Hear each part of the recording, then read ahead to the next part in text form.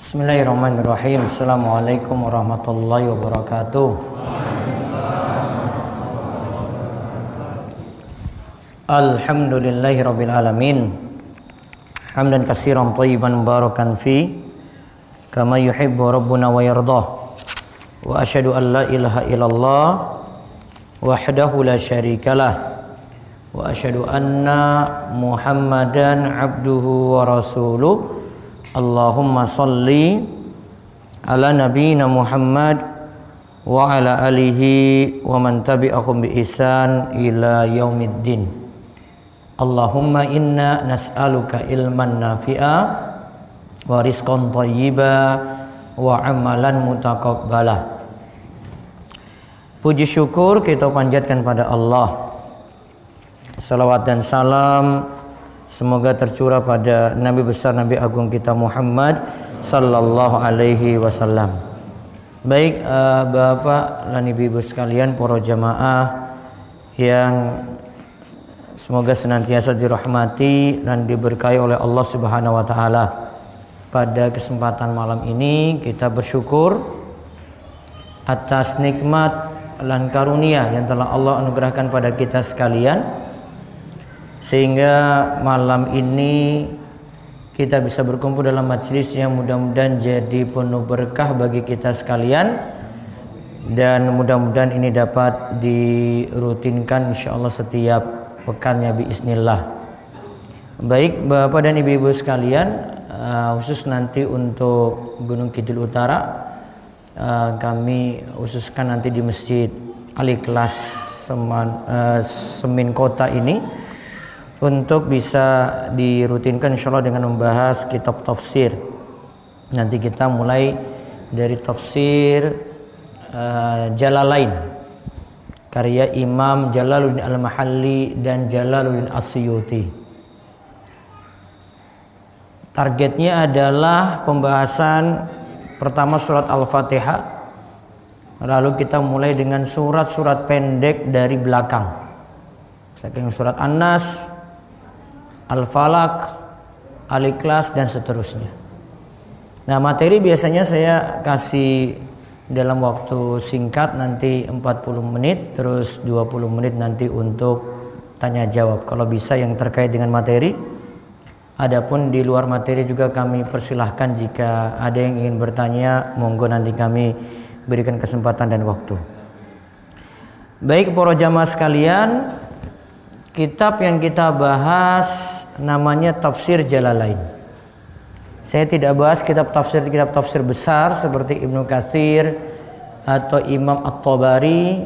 Tidak saya singgung kitab tafsir tersebut dikarenakan ada kitab yang sederhana, buku yang sederhana itu lebih mudah untuk memahamkan para jamaah tanpa bertele-tele, tanpa menjelaskan terlalu panjang lebar. Jalalain ini disebut kitab tafsir Jalalain. Jalalain itu secara bahasa artinya dua jalal.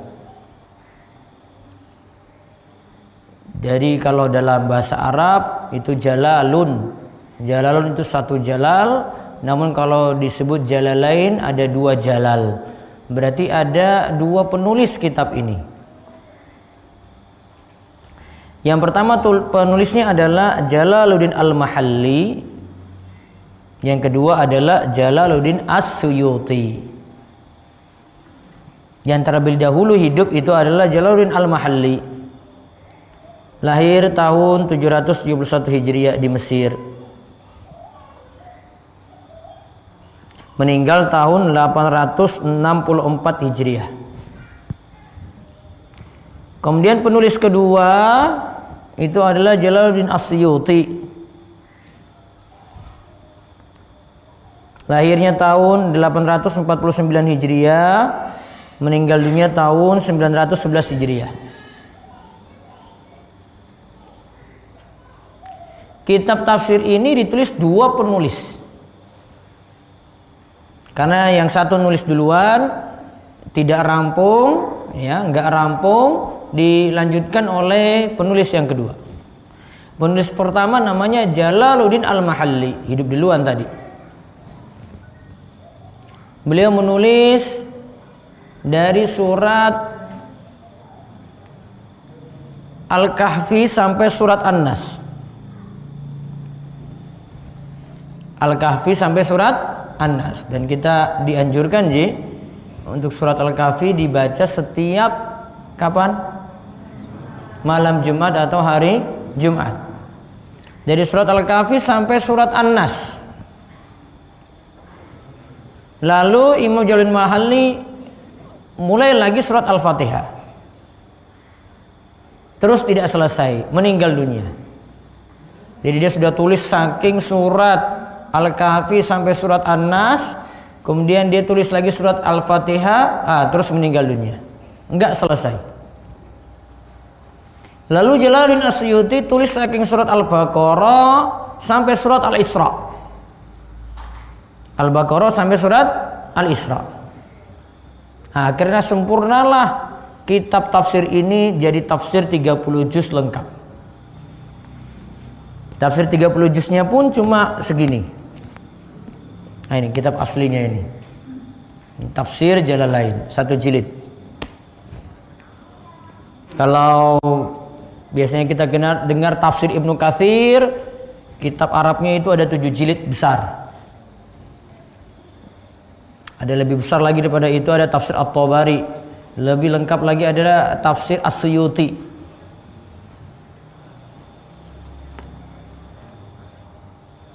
Nah, keunggulan kitab tafsir ini yang pertama ringkas. Yang kedua mudah dipahami insyaallah. Yang ketiga cukup menyebutkan pendapat-pendapat yang lebih kuat. Beda dengan kitab-kitab tafsir yang lainnya, nanti terlalu panjang lebar menjelaskannya. Kalau untuk orang awam nanti sulit untuk memahami. Namun tafsir Jalalain ini punya kelemahan. Karena tidak ada kitab yang sempurna. Yang pertama kelemahannya adalah dari sisi penetapan nama dan sifat Allah. Kedua, penulis ini menganut mazhab Asy'ariyah. Mazhab Asy'ariyah ini yang sebenarnya kita anut di sekolah kita, di sekolah dasar sampai tingkat tinggi gitu. Kelemahannya karena membatasi sifat Allah hanya sifat 20 saja. Wujud, qidam, baqa, al-mukhalafatu lil hawaditsi, qiyamuhu binafsihi, dan seterusnya. Kemudian kelemahan kedua dari kitab ini, penentuan tanggal dan tempat yang terlalu spesifik. Dan ini butuh penelitian sejarah yang lebih jauh. Butuh penelitian sejarah yang lebih jauh. Tapi dia berani untuk menetapkan, oh, peristiwa ini terjadi di tempat ini tahun sekian gitu. Nah, ini belum tentu benar karena butuh ada penelitian sejarah. Nah, kita awali dengan surat Al-Fatihah. Ini bagusnya kayaknya pakai buletin ya ini ya. Iya tuh Pak. Ya. Biar nggak bengong ini. Saya sebenarnya sudah ada buku untuk ini, sudah ada buku gitu. Yang takmir kemarin yang ngaji di Darussolin sudah ada buku ini. Nanti pertemuan berikut yang Al-Fatihah sudah ada ini. Nanti yang tafsir Al-Ikhlas, Al-Falaq, An-Nas berikutnya lagi, tapi agak tebal memang. Ya. Yang ini buletinnya aja Pak. Yang ini terlalu tebal. Buletin saya buat lebih ringkas lagi. Ya, nanti insya Allah pekan depan ya, nanti saya buat buletinnya. Baik, kita mulai dengan surat Al-Fatihah. Al-Fatihah itu artinya pembuka. Al-Fatihah ya, artinya apa tadi? Pembuka. Jadi pembuka ketika kita buka Al-Quran itu adalah surat Al-Fatihah. Nah, Al-Fatihah ini punya banyak nama. Jadi kalau surat-surat dalam Al-Quran itu namanya macam-macam. Surat Al-Fatihah di sini juga punya banyak nama. Di antaranya Al-Fatihah itu disebut dengan satu, Ummul Quran. Satu apa? Ummul Quran. Ummu itu artinya induk, Al-Quran ya Al-Quran, berarti induknya Al-Quran. Ya namanya induk itu kalau ada masalah nanti balik pada surat induknya ini, yaitu akan balik pada surat Al-Fatihah. Jadi seluruh permasalahan dalam Al-Quran itu akan balik pada Ummul Quran. Akan balik pada Ummul Quran, yaitu surat apa? Al-Fatihah.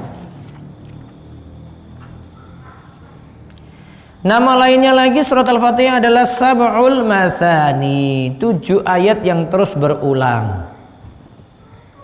Sab'ul Mathani, 7 ayat yang terus berulang.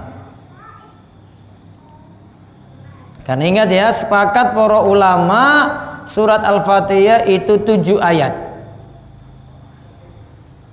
Terserah di sini bagi yang berpendapat bismillahnya itu dijaharkan atau bismillahnya tidak dijaharkan. Semuanya sepakat pokoknya Al-Fatihah itu hanya 7 ayat. Tidak ada ulama satupun yang berpendapat Al-Fatihah kurang dari itu atau lebih daripada itu. Disebut Sab'ul Mathani, 7 ayat yang terus berulang. Kemudian nama lain lagi surat Al-Fatihah adalah surat Al-Fatihah disebut juga Ar-Ruqyah atau Ruqyah. Karena surat Al-Fatihah tadi bisa dijadikan bacaan Ruqyah. Kapan Ruqyah itu ada? Pak ngertos ruqyah mboten, Pak? Hah? Pengen diruqyah enggak? Mboten. Apa itu? Kapan ruqyah itu ada? Hah? Pernah lihat orang diruqyah?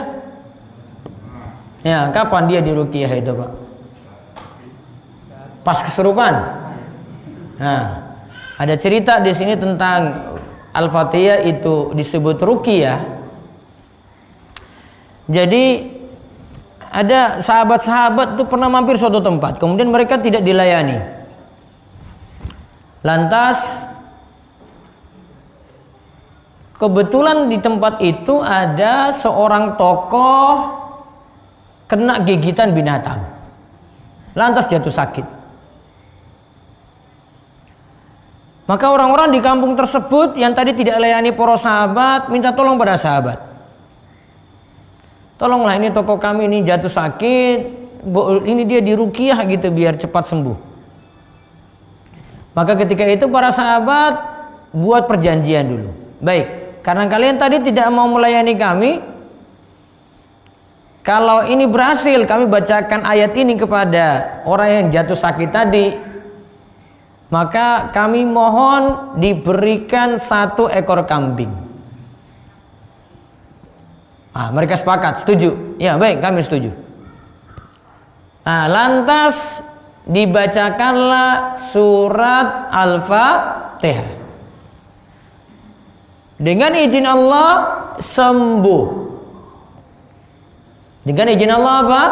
Sembuh. Nah, lantas ketika itu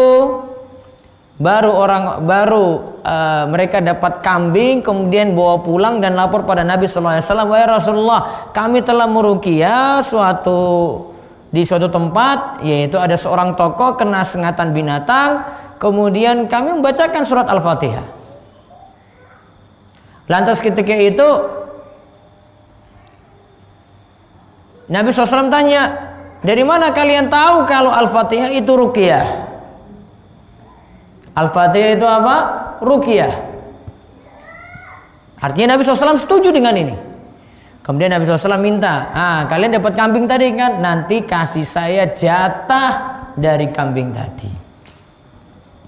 Nah, coba Bapak Ibu-ibu perhatikan di sini. Apa yang dibacakan tadi? Al-Fatihah. Dijadikan bacaan apa? Ruqyah. Ini mau orang kesurupan atau orang jatuh sakit itu bisa pakai surat Al-Fatihah.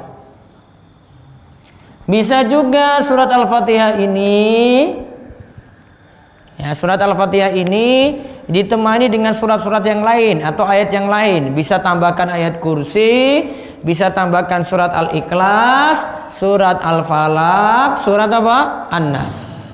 Sudah berapa itu? Al-Fatihah, ayat kursi, Al-Ikhlas, Al-Falaq, An-Nas. Sudah 5 itu. Ini jadikan bacaan ruqyah. Dengan izin Allah akan sembuh. Yang penting punya rasa yakin. Tadi ketika meruqyah, apa yang didapat tadi? Hadiahnya apa tadi? 1 ekor kambing. Apa yang dibacakan? Al-Fatihah. Cuma baca Al-Fatihah saja dapat 1 ekor kambing. Berarti pertanyaannya, ini cuma baca loh ini. Kalau orang ngajar Al-Quran dapat 1 ekor kambing, boleh atau tidak? Boleh enggak? Tadi cuma baca apa tadi? Al-Fatihah. Dapat apa? 1 ekor kambing. Berarti kalau ngajarkan Quran dapat 1 ekor kambing sebagai upah, boleh atau tidak? Boleh. Itu bukan upah haram itu. Boleh. Ngulang Iqra, ya, dikasih setiap bulan dengan harga 1 ekor kambing, boleh atau tidak? Boleh. Walaupun kenyataannya nggak sampai 1 ekor kambing. Ucapan terima kasihnya paling cuma 100.000, 200.000. Iya tak? Itu kenyataan itu. Padahal itu didik moral atau didik? Kalau di TV itu kan didik supaya apa coba? Anak bisa joget, anak bisa senang-senang, gembira-gembira gitu. Zaman sekarang bisa tiktokan gitu ya. Itu bayar berapa coba kalau TV tadi? Bayar mahal nggak? Artis-artis di TV dibayar mahal nggak? Untuk merusak moral anak-anak, bayar mahal nggak itu? Bayar mahal. Ini ada yang didik untuk perbaikan moral anak, 1 kambing saja nggak dapat. Kenyataan lah. Nah, itu ironis memang.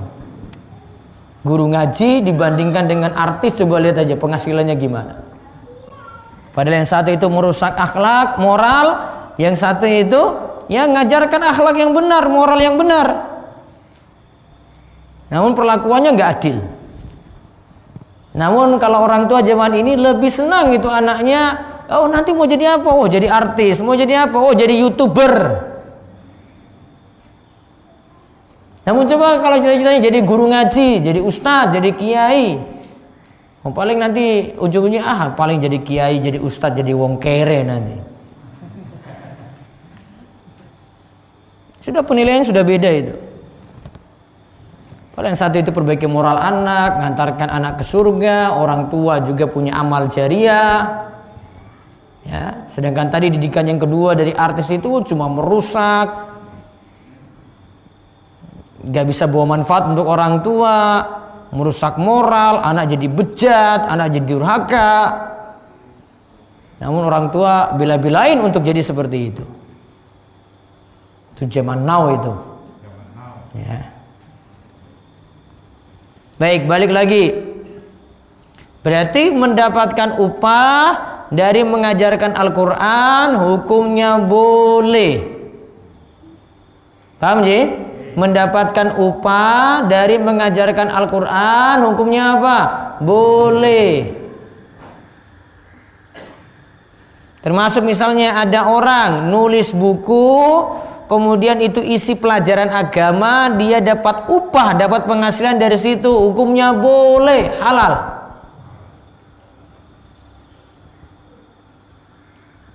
Dia ngisi tausiah, ngisi ceramah, dikasih amplop. Amplopnya ada isi.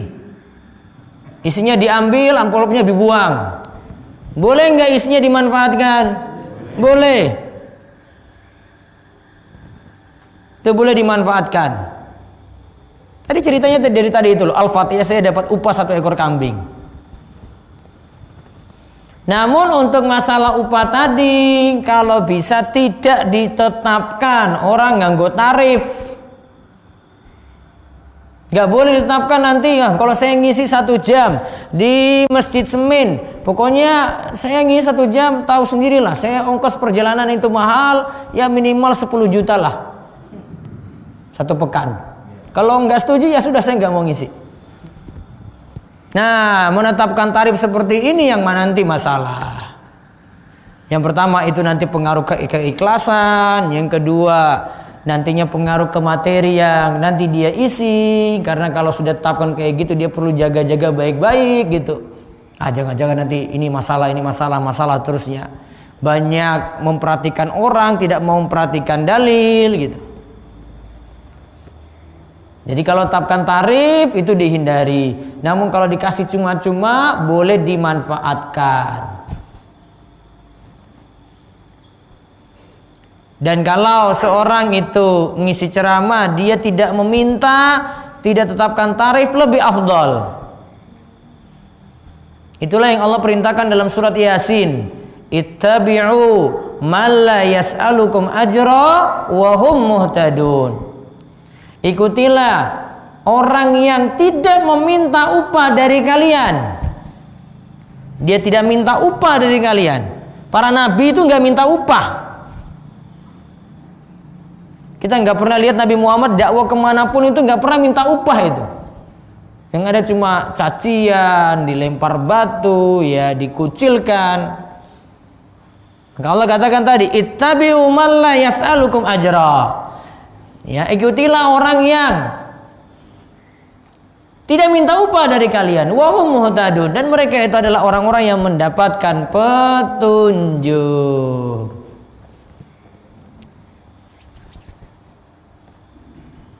Nah, balik tadi ke pembahasan, berarti ruqyah itu nama lain dari surat Al-Fatihah.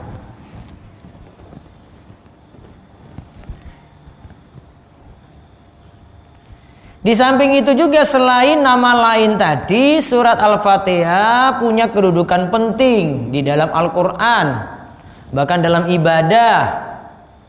Surat Al-Fatihah itu ingat termasuk rukun sholat. Sholat tidaklah sah sampai kita itu membaca surat Al-Fatihah.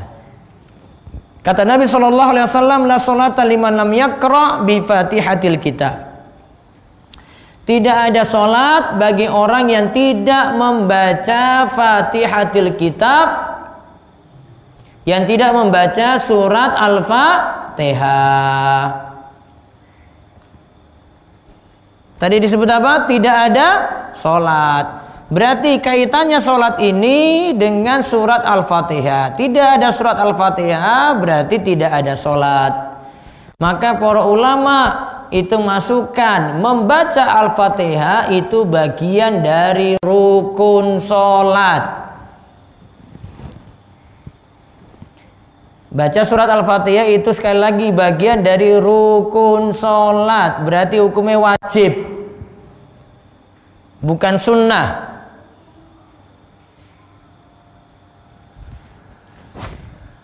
Yang terjadi perbedaan para ulama kalau kita sholat berjamaah. Apakah surat Al-Fatihah itu perlu dibaca oleh makmum lagi ataukah tidak? Nah, itu para ulama berbeda pendapat. Ada ulama yang katakan Al-Fatihah dibaca imam, setelah amin, ucapan amin, makmum baca Al-Fatihah lagi dengan segera. Maka biasanya ada setelah surat Al-Fatihah ini ada jeda ke surat berikut, sakta, ada jeda. Nah, itu ada kesempatan makmum baca surat Al-Fatihah.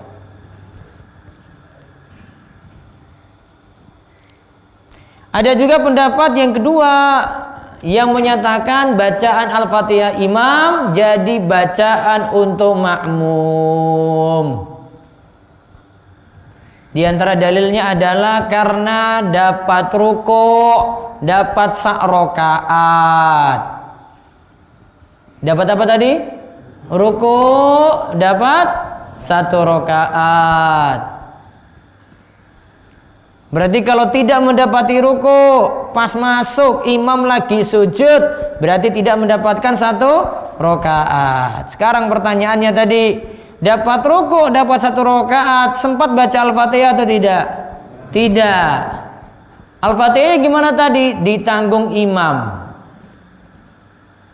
Maka kesimpulannya bacaan imam jadi bacaan untuk makmum. Ketika imam menjaharkan, mengeraskan bacaan Al-Fatihah.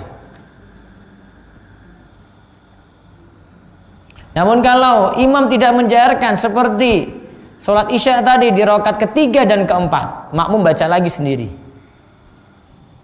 Sholat zuhur, rakaat pertama, kedua, ketiga, keempat, makmum baca sendiri. Ya, masing-masing baca sendiri. Imam baca sendiri, makmum baca sendiri. Namun kalau imam keraskan, maka bacaan imam jadi bacaan untuk makmum.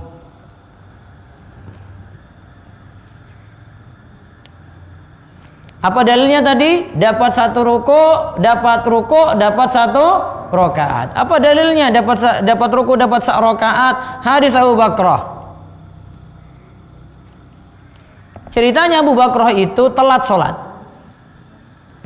Pas Nabi Muhammad SAW itu sedang ruku. Maka dari belakang Abu Bakrah itu masuk karena dia itu yakin dapat ruku, dapat satu rakaat, maka sejak dari belakang dia sudah ruku dulu sebelum masuk shaf. Abu Bakrah ruku dulu dari belakang shaf. Allahu Akbar, ruku sambil jalan masuk shaf. Paham? Dari mana rukunya? Dari belakang. Sebelum masuk shaf sudah ruku. Untuk apa dia ruku dari belakang? Karena keyakinannya dapat ruku, dapat satu rakaat. Maka dari belakang dia sudah ruku itu. Allahu Akbar, ruku. Untuk dapat shaf jalan sambil ruku. Habis selesai sholat, Nabi SAW tahu kejadian itu. Kemudian Nabi katakan, mana tadi yang ini? Nah, dipanggillah Abu Bakrah. Abu Bakrah sini. Nabi tahu dia itu salah di situ. Nabi katakan, zadakallahu hirsan wala ta'ud. Wahai Abu Bakrah, semoga Allah tambahkan kamu semangat terus. Semangat gak tadi? Semangat banget dari belakang kok. Wala ta'ud, namun jangan diulang. Apa yang tidak boleh diulang? Nah, ruku sambil jalan. Berarti ada yang masih benar kan? Yaitu dapat ruku, dapat satu rakaat. Ini tidak disalahkan Nabi. Yang disalahkan Nabi adalah jangan ruku dari belakang. Kalau mau ruku masuk shaf dulu, Allahu Akbar takbiratul ihram, Allahu Akbar lagi untuk ruku. Dapat tuh, dapat ruku, dapat satu rakaat. Punya kesempatan baca surat Al-Fatihah atau tidak? Tidak punya kesempatan baca Al-Fatihah, tapi sudah dianggap dapat satu rakaat.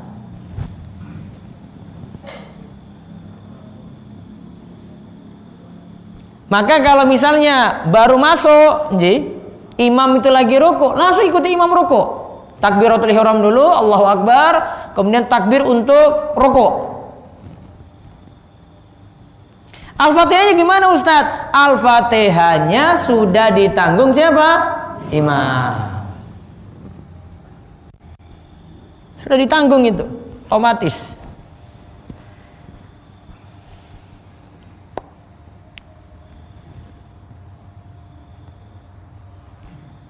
Gimana kalau imam sudah masuk baca surat pendek?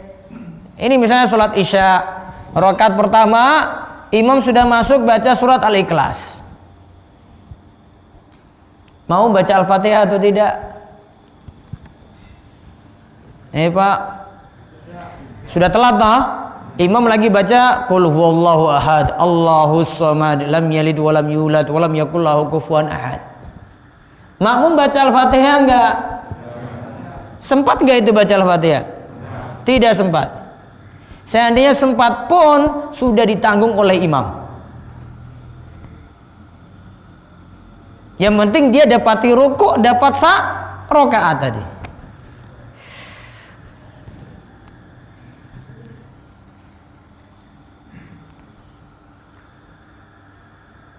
Nah, itu terkait dengan surat Al-Fatihah. Nah, ada penjelasan lagi di sini dari Imam Tafsir Jalalain, surat Al-Fatihah itu surat Makkiyah. Berdasarkan turunnya surat di dalam Al-Quran dibagi dua. Ada surat Makkiyah, ada surat Madaniyah. Ada surat apa? Makkiyah, ada surat apa? Madaniyah. Pengertian yang lebih tepat surat Makkiyah adalah surat yang turun sebelum Nabi hijrah.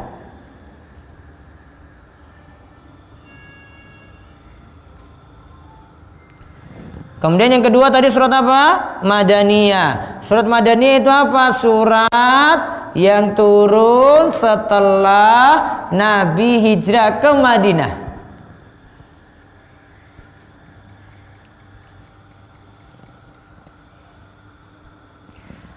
Nah, perlu dipahami Bapak Ibu sekalian, surat Makkiyah itu biasa menjelaskan tentang masalah iman, masalah akidah, beriman pada hari akhir.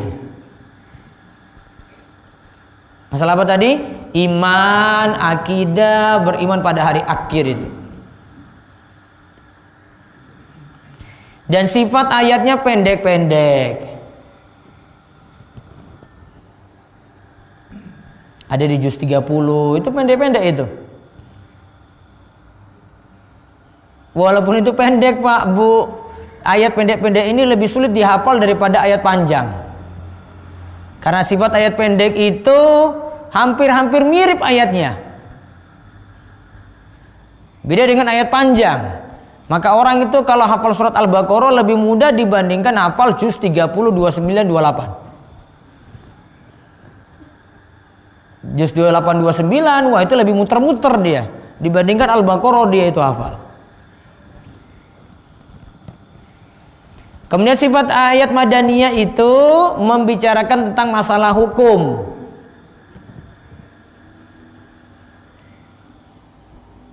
Membicarakan masalah hukum.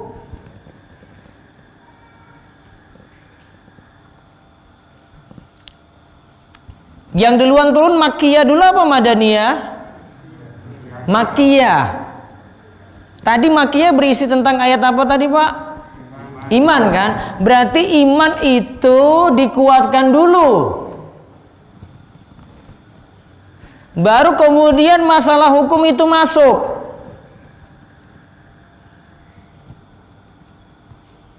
Yang kurang tepat, hukum itu masuk duluan, iman belum kuat.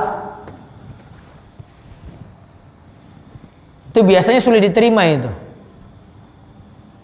Namun kalau yang masuk duluan itu adalah ayat tentang iman, akidah, hari akhir, itu sudah semakin kuat. Nah, hukum masuk, nah mudah nerima. Makanya Aisyah itu pernah mengatakan, seandainya ayat-ayat yang awal-awal turun itu langsung tentang pengharaman khamar, pengharaman zina, pengharaman riba, maka pasti kami itu akan lakukan. Zina tetap masih ada, khamar tetap masih diminum, zina pasti tetap dilakukan itu. Karena apa? Iman belum kuat. Maka kalau mau berdakwah juga demikian, penguatan iman dan akidah dulu. Iman dan akidah kita kan lemah-lemah sekali itu. Syirik tidak paham, iman separuh-separuh. Ada yang masih meyakini kalau yang penting saya itu yakin pada Allah walaupun ora sholat blas. Oh jenengan yakin boten? Yakin kalau yakin Allah itu pencipta kula. Sholat boten Pak? Boten sholat. Nah, coba lihat. Emang kula yakin 100% yakin sholat boten? Boten. Wah, iman kayak gimana kayak gitu coba Pak? Yakin tapi nggak ada amaliyah, nggak ada amalan, itu kan rusak. Padahal dalam iman itu harus ada ucapan, harus ada keyakinan. Nah, amalannya mana itu? Sehingga nggak cukup dengan KTP, Pak, Bu. Itu nggak cukup. KTP itu nggak bisa jadi kartu untuk masuk surga, nggak bisa. Kalau kartu untuk ngambil jaminan-jaminan apa, monggo silakan. Namun kalau kartu untuk masuk surga nggak bisa pakai KTP. Karena dalam masalah iman ini harus ada amal tuh. Amalmu mana? Iman belum kuat, sulit nerima hukum loh itu. Maka kalau kita mau dakwahi juga demikian nih, mau dakwahi warga sekitar Semin sini, Karangmojo, Ngawen, ya sama. Penguatan iman dulu. Ya, masalah hukum paling itu cuma selingan aja, jangan jadi masalah inti gitu. Tetap dia jelaskan sholat, tetap jelaskan puasa, tetap jelaskan zakat, tetapi masalah intinya apa? Masalah iman. Pokok itu. Kita saja masih meyakini kalau jualan bisa larisnya pakai penglaris, biar rumahnya terlindungi ya pakai jimat-jimat. Biar tetap dirinya itu aman ya ada pakai jimat-jimat dalam tubuh, ada yang simpan dalam bentuk raja di dalam dompet. Itu orang muslim tuh masih kelakuan kayak gini, padahal ini tradisinya orang musyrik. Itu belum paham-paham itu. Betul nggak, Pak? Masih kayak gitu nggak orang muslim? Masih.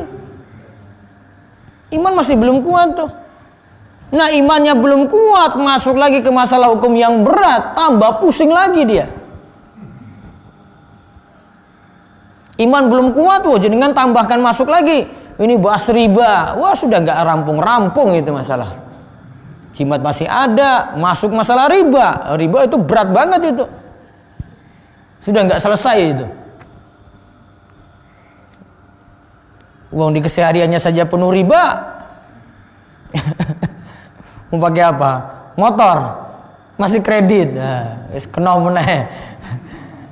Cuma kalau itu disinggung langsung itu berat.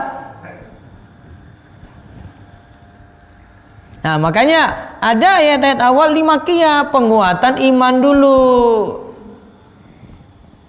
Iman butuh dikuatkan.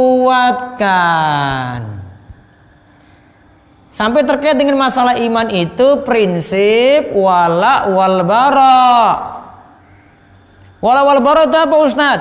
Loyal dan tidak loyal. Orang beriman itu loyal, dukung, support pada yang muslim. Tidak loyal pada yang beda keyakinan. Apa dalilnya? Lakum dinukum waliyadin. Apa artinya lakum dinukum waliyadin? Lakum dinukum waliyadin. Nah, kata tafsir jalan lain, ya, di sini nanti disebutkan lakum dinukum waliyadin itu apa? Bagimu syirik yang kamu perbuat, saya nggak ikut campur. Waliyadin, bagiku Islam yang saya jalani. Maka kesyirikan yang kamu perbuat saya nggak akan gabung di situ. Bagiku apa? Islam yang saya jalani. Maka Islam dan syirik tidak mungkin jadi satu. Orang muslim dengan orang musyrik tidak mungkin jadi satu, beda. Nggak boleh disamakan. Maka bentuk loyal, mendukung, tidak mendukung, ini penting berdasarkan ayat ini. Ini masih masalah perkara akidah loh ini. Loyalnya pada yang muslim. Saya contohkan sederhana. Selama tidak menyusahkan kita, masih ada muslim punya produk suatu barang, pakai orang muslim dulu. Contoh misalnya sekolah gitu. Karena ada sekolah negeri, ada sekolah Islam, ada sekolah non Islam juga. Milih yang mana coba kalau orang muslim? Entah sekolah negeri dia pilih atau sekolah Islam kan? Rumah sakit. Coba, ini perkara urgen lagi penting ini. Ya. Rumah sakit ada rumah sakit umum, ada rumah sakit Islam gitu. Nah, ada juga rumah sakit non Islam. Milih yang mana? Ya dua tadi. Ada yang umum milih atau ada yang rumah sakit Islam. Yang rumah sakit non Islam jangan dipilih. Ini wong muslim kok berobat di dalam itu ada salib gitu, kayak gimana coba? Jadi kan tenang itu kayak gitu. Coba kalau sakaratul maut di situ gimana coba? Di belakang itu ada salib gitu coba.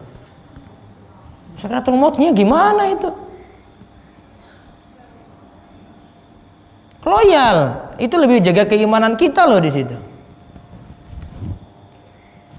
Sampai pun loyal tidak loyal itu nanti dalam hal panjenengan milih pemimpin. Wong muslim itu loyal pada yang muslim. Nggak boleh orang muslim tapi loyal kepada non muslim itu kepiye gitu loh. Apa nggak paham-paham itu loh. Saya itu kalau ada orang yang muslim rajin ke masjid kok loyalnya pada non muslim, saya cuma bilang wah ini karena urusan perut aja saya bilang. Saya suuzon langsung. Maaf, saya bukan bilang husnuzon, saya suuzon langsung. Itu pasti urusan perut. Urusan perut ya fulus duit. Kata orang Arab tuh mafi fulus mampus. Nggak ada duit bisa mampus dia. Cuma urusan perut aja. Karena kalau urusan keyakinan nggak mungkin itu dia. Kalau urusan keyakinan tuh nggak mungkin tuh, saya nggak yakin itu. Yang ada cuma urusan perut saja. Urusan balas budi, pokoknya ujung-ujungnya nanti masalah perut itu. Ya, orang muslim ya milih yang muslim gitu. Itu sudah pasti itu. Ya. Ini ayat Makkiyah ya. Jadi ayat Makkiyah mempelajari tentang apa? Iman, akidah, hari akhir. Kalau Madaniyah tadi tentang masalah apa? Hukum. Oh, ada riba, ada zina, ada sholat, ada tentang wudhu. Wah, itu Madaniyah semua itu. Ada tentang utang, ada tentang riba. Itu Madaniyah. Mana yang duluan turun? Makkiyah apa Madaniyah? Makkiyah dulu. Surat Al-Fatihah masuk surat mana? Makkiyah. Berarti surat Al-Fatihah masih menguatkan iman di sini. Ini tentang masalah keimanan. Tidak membicarakan masalah hukum. Walaupun nanti bisa ditarik masalahnya ke masalah hukum, tapi pokoknya membicarakan masalah iman, masalah akidah dalam surat Al-Fatihah. Lalu yang terakhir untuk malam ini Jalaluddin Al-Mahalli katakan surat Al-Fatihah itu sab'u ayatin bil basmalati in kanat minha. Surat Al-Fatihah itu terdiri dari 7 ayat.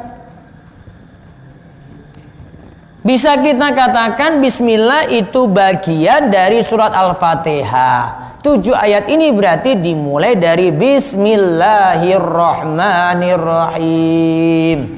Berarti bismillah ayat pertama, alhamdulillahirrabbilalamin ayat kedua, ar-rahmanirrahim ayat ketiga, maliki yaumiddin ayat keempat, dan seterusnya. Nah, namun perkataan ini juga punya makna, bisa jadi juga basmalah itu bismillahirrahmanirrahim bukan bagian dari Al-Fatihah. Berarti ayat pertamanya alhamdulillahirabbil arrahmanirrahim maliki yaumiddin iyyaka na'budu wa iyyaka nasta'in ihdinas siratal mustaqim. Nah, terus ayat terakhir dibagi dua. Siratal ladzina an'amta 'alaihim. Nah, baru ghairil maghdubi 'alaihim waladdallin ayat ke-7. Dua-duanya pendapat ini menyatakan tetap Al-Fatihah 7 ayat. Tapi ada yang masukkan basmalah bagian dari Al-Fatihah, ada yang tidak masukkan. Makanya ada imam yang menjaharkan Bismillahirrahmanirrahim, ada imam yang tidak menjaharkan. Kalau rata-rata orang Indonesia basmalahnya keras. Namun kalau pergi ke Saudi lagi umroh, Lagi berada di Mekah Madinah, basmalahnya tidak keras, langsung alhamdulillahirabbil alamin. Yang benar yang mana?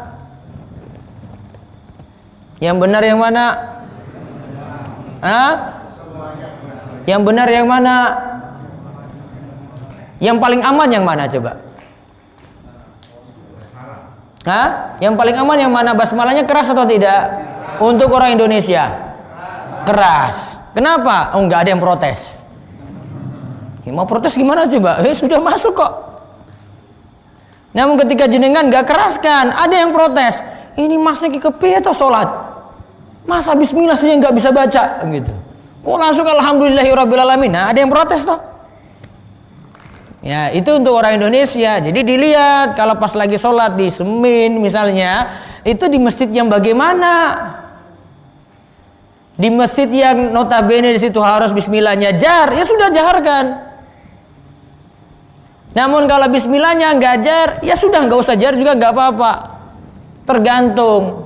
Namun kalau mau cari aman, bismillahnya jahar, keras, aman. Kan main aman. Kalau tanya afdolnya, kalau saya milih bismillahnya jahar. Namun kalau lihat dalil, alhamdulillahirabbil alamin yang aman. Tapi kita cari yang aman aja untuk tidak ada konflik gitu. Ya kan? Tidak ada konflik. Kecuali dalam hal lebih prinsip lagi. Kalau ini tidak terlalu prinsip. Yang ini boleh, dua-duanya boleh. Masing-masing punya alasan, masing-masing punya dalil untuk itu. Wallahu a'lam bishawab. Itu yang kita bahas untuk kesempatan malam ini.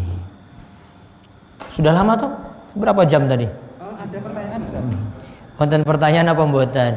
Materinya pokoknya sekitar 40-45 menit. Setelah itu tanya jawab. Boleh tanya di luar materi, mau nyusun dari rumah juga boleh. Biasanya warga itu sering nyusun-nyusun pertanyaan dari rumah, sudah siapkan gitu. Silahkan. Mumpung saya datang ke Semin, nanti warga Karangmojo, Semin, Ngawen juga bisa tanya. Silakan kalau ada yang mau nanya, bisa lewat kertas kalau ibu-ibu. Ya, ya nanya langsung bapak silakan. Kang Salim silakan.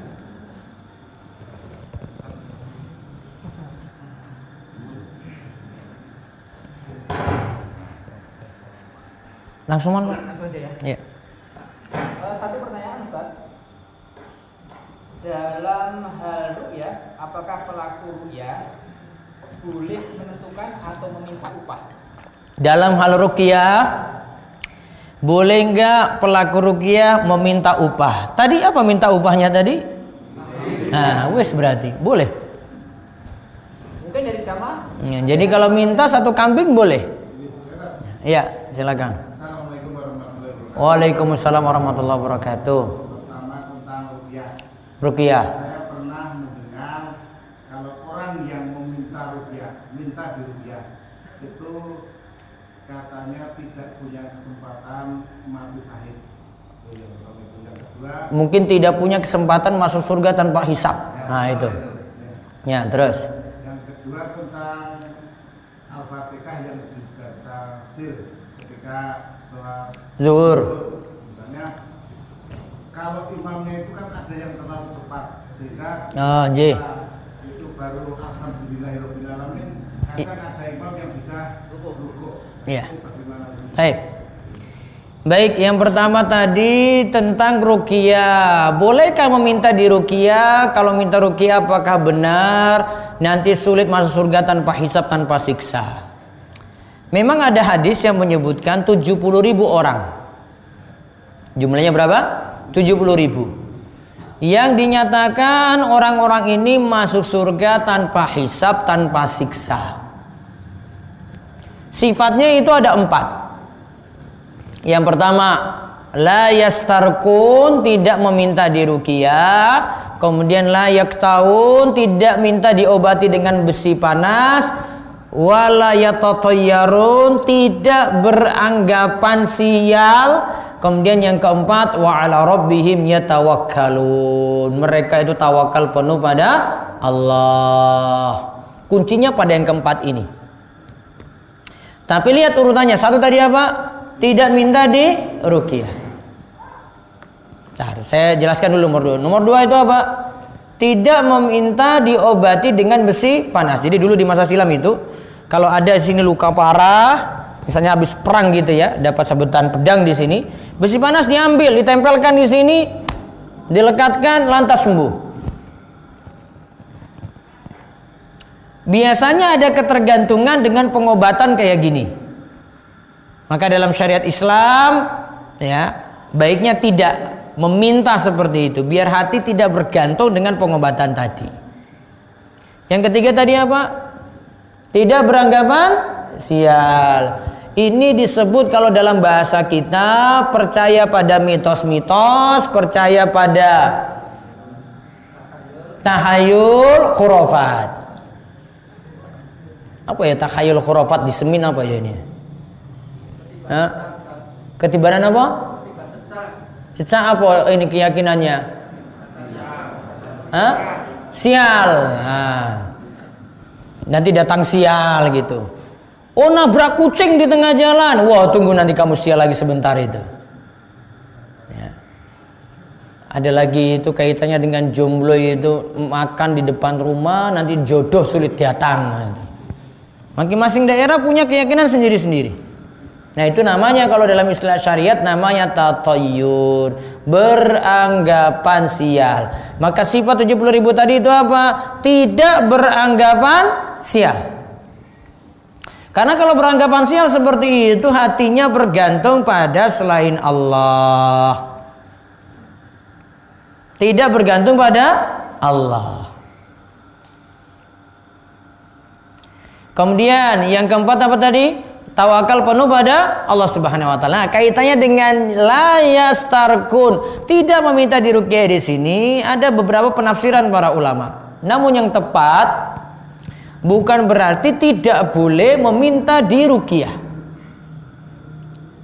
Tetapi sebaiknya tidak minta diruqyah. Ini cuma menunjukkan afdholiyah.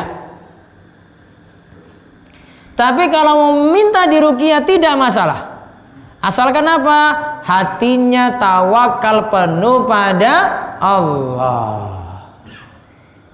Hatinya bergantung penuh kepada Allah. Kuncinya di situ. Jadi dia boleh kalau ini misalnya ya punya dulu itu ikut ilmu-ilmu hitam. Jadi dalam tubuh ini pokoknya ada jin macam-macam itu.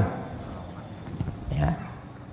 Dia pengen sembuh. Cuma tahu kalau yang bisa meruqyah ini orang ini, maka dia minta pada orang ini untuk ya bacakan bacaan-bacaan ruqyah untuknya. Maka kalau memang keadaannya butuh tidak masalah. Yang penting tawakalnya penuh pada Allah saja. Maka tetap masuk golongan 70.000 orang yang masuk surga tanpa hisab, tanpa siksa. Terus yang kedua tadi Al-Fatihahnya ketika kita baca lagi jadi makmum, ternyata baru Ar-Rahmanir-Rahim, imam itu sudah Allahu Akbar, turun ruku. Makmum belum selesai baca Al-Fatihah. Nah, di sini dilihat. Yang pertama, kalau bacaan Al-Fatihah kita yang lambat, imamnya normal bacanya. Walaupun ada yang baca Al-Fatihahnya satu nafas. Bismillahirrahmanirrahim sampai waladhdallin sak nafas, sah. Mungkin kita husnuzonnya dia kayak gitu. Ya. Maka kalau imamnya seperti ini, maka kita ikuti imam, langsung turun rukuk juga, tidak boleh telat. Tetapi kalau kita memang sudah baca Al-Fatihah super cepat, imam lebih cepat lagi, maka lambatkanlah gerakan, tidak perlu ikut imam. Niatnya jadi niat mufaraqah, tidak niat bersama imam, tetapi niatnya sendiri. Seperti lakukan sholat sendiri, tetapi lagi dalam satu jamaah dengan imam. Itu lebih aman. Gitu Kang Salim? Ya. Termasuk kalau imamnya rukunya banter juga, cepat juga. Maka kalau terlalu cepat, maka gerakan kita santai. Kita sudah niatan tidak gabung dengan imam. Wallahu a'lam. Baik. Ada lagi? Satu lagi ya, monggo. bagaimana cara penanaman akidah kepada anak TPA?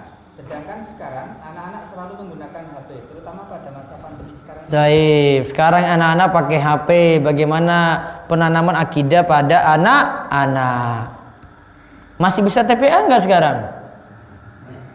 Hah? Bisa nggak? Masih bisa, no? Tapi pendidikan yang paling utama ya dari orang tua. Makanya HP ini yang mesti dikendalikan oleh orang tua. Kapan anak pakai? Oh, mungkin pagi pas lagi belajar online anak pakai gitu. Setelah itu orang tua tahan dulu. Kalau mau lagi HP-nya dibuat satu, nanti barengan dengan anak gitu. Ketika sudah selesai, orang tua ambil lagi untuk kebutuhan dia. Sehingga tidak bebasin anak bebas gitu pakai terus. Maka dibatasi. Kalau dibatasi, insya Allah penguatan akidah makin kuat. Terus satu lagi di sini. Karena ini kajian pertama di Semin, saya mohon diberi kiat-kiat agar tetap istiqomah dalam menuntut ilmu dan agar terhindar dari malas atau futur dalam beribadah. Maka solusinya besok datang lagi. Malam Rebu. Nah, itu baru diisi lagi. Seperti HP itu kalau lagi low baterai, ya itu baterainya mau habis kan? Apa yang dilakukan? Nah, dicas kan? Dicasnya itu pakai apa? Dicolokin tuh. Maka ibaratnya kita berada dalam majelis ilmu itu yang tadi baterainya lagi ngedrop, ya, dicas terus. Oh mau habis nih, cas lagi. Oh mau habis nih, cas lagi sampai casnya itu penuh. Kalau kurang lagi nambah lagi terus nambah terus. Namun sifat ilmu itu kalau sudah penuh itu tetap belum dianggap penuh. Maka orang harusnya kalau sudah nambah ilmu nambah lagi. Seperti dalam gelas ini aslinya tidak penuh-penuh, maka dia ingin nambah lagi. Oh besok belajar lagi, oh besok belajar lagi, oh besok belajar lagi, sampai mati baru nanti selesai. Jadi nggak pernah dia itu belajar itu langsung penuh terus, itu enggak. Sifatnya berbeda. Tapi kalau mau habis segera lagi dicas. Casnya gimana kalau orang yang malas ibadah, hanya dalam majelis ilmu ngaji lagi. Ya, malam Rebu datang lagi. Gitu. Nah, itu baru bisa itu diisi terus. Nah, iman baru terjaga, semangat ibadahnya itu ada. Tambah lagi dia kumpul-kumpul dengan orang-orang soleh, orang-orang baik. Kalau kumpul dengan orang-orang soleh, orang-orang baik, makin terjaga lagi. Gitu nji? Cukup ya?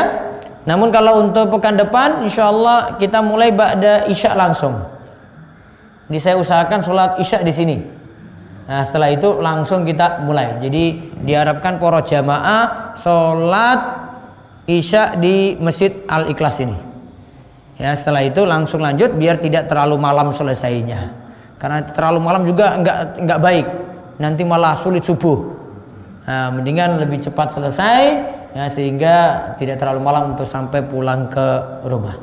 Baik, demikian yang kita bahas untuk malam ini. Mudah-mudahan Allah berikan ilmu yang penuh berkah. Insyaallah kita ketemu lagi pekan depan dengan masih pembahasan surat Al-Fatihah dari tafsir Jalalain. Demikian kami cukupkan, kita tutup. Subhanakallahumma bihamdika asyhadu alla ilaha illa anta astaghfiruka wa atubu ilaik. Assalamualaikum warahmatullahi wabarakatuh.